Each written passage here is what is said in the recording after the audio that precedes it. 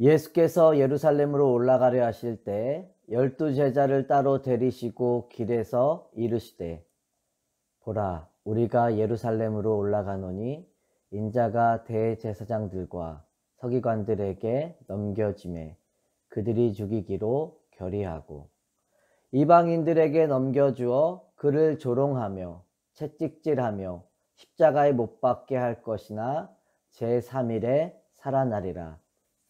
그때 세베대의 아들의 어머니가 그 아들들을 데리고 예수께 와서 절하며 무엇을 구하니 예수께서 이르시되 무엇을 원하느냐 이르되 나의 이 두 아들을 주의 나라에서 하나는 주의 우편에 하나는 주의 좌편에 앉게 명하소서. 예수께서 대답하여 이르시되 너희는 너희가 구하는 것을 알지 못하는도다. 내가 마시려는 잔을 너희가 마실 수 있느냐? 그들이 말하되 할 수 있나이다. 이르시되 너희가 과연 내 잔을 마시려니와 내 좌우편에 앉는 것은 내가 주는 것이 아니라 내 아버지께서 누구를 위하여 예비하셨든지 그들이 얻을 것이니라. 10 제자가 듣고 그 두 형제에 대하여 분이 여기거늘 예수께서 제자들을 불러다가 이르시되 이방인의 집권자들이 그들을 임의로 주관하고 그 고관들이 그들에게 권세를 부리는 줄을 너희가 알거니와 너희 중에는 그렇지 않아야 하나니 너희 중에 누구든지 크고자 하는 자는 너희를 섬기는 자가 되고 너희 중에 누구든지 으뜸이 되고자 하는 자는 너희의 종이 되어야 하리라. 인자가 온 것은 섬김을 받으려 함이 아니라 도리어 섬기려 하고 자기 목숨을 많은 사람의 대속물로 주려 함이니라. 그들이 여리고에서 떠나갈 때 큰 무리가 예수를 따르더라. 맹인 두 사람이 길가에 앉았다가 예수께서 지나가신다 함을 듣고 소리질러 이르되 주여 우리를 불쌍히 여기소서 다윗의 자손이여 하니 무리가 꾸짖어 잠잠하라 하되 더욱 소리질러 이르되 주여 우리를 불쌍히 여기소서 다윗의 자손이여 하는지라. 예수께서 머물러 서서 그들을 불러 이르시되 너에게 무엇을 하여 주기를 원하느냐. 이르되 주여 우리가 눈뜨기를 원하나이다. 예수께서 불쌍히 여기사 그들의 눈을 만지시니 곧 보게 되어 그들이 예수를 따르니라. 아멘. 예수님은 십자가에 대해 3번이나 반복해서 분명히 말씀하시는데 제자들은 깨닫지 못하고 충격적인 모습을 보여주죠. 제자들은 예수님의 십자가 고난에 대해서는 전혀 반응하지 않습니다. 오히려 야고보와 요한은 예수님께 이렇게 이야기하죠. 선생님이여 무엇이든지 우리가 구하는 바를 우리에게 하여 주시기를 원합니다. 주의 영광 중에 하나는 주의 우편에 하나는 주의 좌편에 앉게 하여 주옵소서. 요한과 야고보가 어머니를 앞세워 예수님의 보좌 좌우편에 앉기를 요구할 수 있었던 이유는 마태복음 19장 27절에 나와 있는 베드로의 질문에 대한 예수님의 답변 때문입니다. 예수님, 우리가 모든 것을 버리고 주를 따랐는데 이제 우리가 무엇을 얻을 수 있습니까? 그러자 28절에 보면 예수께서 이르시되 내가 진실로 너희에게 이르노니 세상이 새롭게 되어 인자가 자기 영광의 보좌에 앉을 때 나를 따른 너희도 12 보좌에 앉아 이스라엘 12 지파를 심판하리라. 이 12 보좌가 근거가 되어서 좌우편에 앉게 해달라고 구한 것이죠. 예수님은 2번의 순환 예고 이후에 17절에서 19절을 통해 3번째 다시 분명하게 말씀하십니다. 내가 예루살렘에 도착하면 서기관들과 대제사장들에 의해 이방인들에게 넘겨질 것이다. 그리고 그 이방인들이 조롱하고 채찍질하며 결국 십자가형으로 죽는다. 십자가 고난을 앞에 두고 비통한 심정으로 제자들에게 말씀하신 것입니다. 그런데 제자들은 분위기 파악도 하지 못한 채 엉뚱한 요구를 하고 있다는 것이죠. 왜냐하면 그들은 예수 그리스도의 사명이 무엇인지, 예수님이 이 땅에 오셔서 궁극적으로 하시는 일이 무엇인지를 깨닫지 못하고 있기 때문입니다. 그러니 주를 따르게 될 때 받게 되는 보상이 무엇인지, 주님의 나라가 임할 때 좌우편에 앉게 해달라는 세상적인 요구만 하게 된다는 것입니다. 제자들은 예수님의 말씀을 가까이에서 귀로 들었지만 마음으로는 받아들이지 못했습니다. 말씀을 전혀 이해하지 못하는 어리석은 자의 모습을 보여주고 있습니다.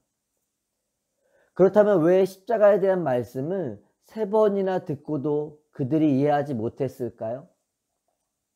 21절 말씀해 보시면 주의 나라에서 하나는 주의 우편에, 하나는 주의 좌편에 앉게 해달라고 이야기합니다. 성경은 그들이 말씀을 깨닫지 못하는 이유가 귀가 어두워졌기 때문이 아니라 그들의 마음이 무언가에 사로잡혀 있었기 때문이라고 말합니다. 그것은 바로 세속적인 마음과 세속적인 보상을 바라고 있는 마음이죠. 세상적인 모든 원리는 세속적인 가치를 추구하는 삶으로 나타납니다. 세상의 세속적인 가치를 상징적으로 보여주는 것이 있다면 부와 권력과 명예이죠. 그래서 사람들은 그것을 쟁취하기 위해 수단과 방법을 가리지 않습니다. 하지만 예수님이 지시려는 십자가의 원리는 세상의 가치와는 전혀 다른 것입니다. 예수님은 죄와 사망으로부터 우리를 건져내기 위해 십자가 고난을 당하셨습니다. 그런데 하나님이 십자가를 통해 계획하신 것은 그것이 최종 목적지는 아니죠. 죄와 사망으로부터 불러내어 하나님의 거룩한 백성으로 세우시는 것까지입니다. 우리가 세상과 다른 가치관을 추구하며 살아가야 하는 이유는 무엇 때문인가요? 십자가의 사랑과 은혜를 통해 나의 삶에 주어진 특권과 축복을 알기 때문이죠. 하나님 나라의 백성된 축복, 하나님의 자녀된 특권의식을 깨닫게 되었기 때문입니다. 바울은 에베소서 5장 16절에서 18절을 통해 믿는 자들에게 이렇게 명령하죠. 세월을 아끼라. 때가 악하니라. 그러므로 어리석은 자가 되지 말고 오직 주의 뜻이 무엇인가 이해해라. 술 취하지 말라. 이는 방탕한 것이니 오직 성령으로 충만함을 받으라. 우리를 위한 십자가를 알고 하나님을 아는 자라면 그 뜻 앞에 복종하라고 말합니다. 우리가 하나님을 모르고 십자가의 은혜를 깨닫지 못하면 세상의 유혹을 이길 수 없죠. 세월이 짧음을 알기에 본성을 따라 하고 싶은 대로 누리는 자들이 됩니다. 세속적인 마음을 가지고 성공해야겠다는 일념으로 살아가는 것입니다. 이것이 바로 본문이 우리에게 가르치고자 하는 핵심 진리이죠. 그래서 요한일서 2장 15절에 보면 이 세상이나 세상에 있는 것들을 사랑하지 말라. 누구든지 세상을 사랑하면 아버지의 사랑이 그 안에 있지 아니한다라고 이야기하죠. 우리가 세상을 사랑하지 말아야 할 이유는 분명합니다. 하나님과 세상을 동시에 사랑하며 믿음의 길을 갈 수 없기 때문입니다. 그런데 사실 우리 마음 가운데에는 하나님도 사랑하고 세상도 사랑하며 살아갈 수 있다고 착각하는 마음이 있죠. 하지만 성경은 하나님 사랑과 세상 사랑이 함께 갈 수 없다고 분명하게 이야기합니다. 그러니 내 마음에 세상을 사랑하는 마음이 자리 잡고 있다면 하나님을 사랑하는 마음이 없다는 것을 분명하게 보여주고 있는 것이죠.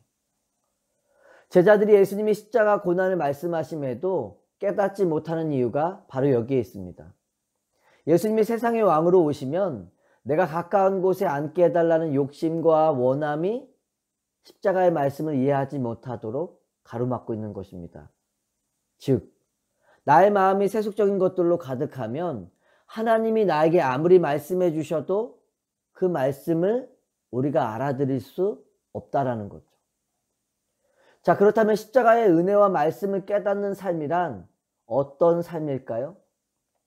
26절에서 27절 말씀을 통해 알 수 있는 것처럼 세속적인 마음을 품고 살아가는 자들이 아니라 섬김의 마음을 품고 살아가는 자입니다. 그것이 세상을 떠나 그리스도와 연합하여 살아가는 자의 삶의 모습이라는 거죠. 그것을 예수님은 자신의 삶을 예로 들어서 설명해 주십니다.